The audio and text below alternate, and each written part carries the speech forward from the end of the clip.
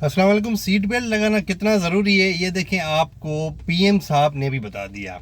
तुर्की के सदर रजब तैयब अर्दगान ने अपने पीएम को, शहबाज शरीफ साहब को और प्रेसिडेंट जरदारी साहब को, दोनों को एक एक कार, इलेक्ट्रिक कार गिफ्ट की है, ये वाली, ठीक है। और उसमें फिर पीएम साहब रजब तैयब अर्दगान के साथ बैठ के खुद गाड़ी ड्राइव की है और उन्होंने देखें, दोनों ने ये मैसेज दिया है कि सीट बेल्ट कितना ज़रूरी है।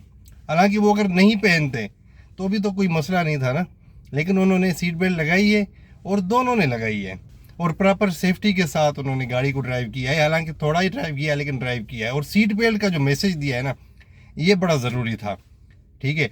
हालांकि पिछले जो पैसेंजर्स बैठे हैं 3, उन्होंने सीट बेल्ट नहीं लगाई। सीट बेल्ट उनके लिए भी ज़रूरी है, लेकिन फ़िलहाल पहले मरहले में आपको ये पैगाम दिया गया है कि भाई सीट बेल्ट जो फ्रंट पे दोनों है ना, एक ड्राइवर और फ्रंट पैसेंजर, दोनों ने लगानी है और लाजमी लगानी है। तो भाई अभी तो पीएम ने भी लगा दी, अभी तो आप अमल करना शुरू कर दें। Thank you very much. अल्लाह हाफिज़।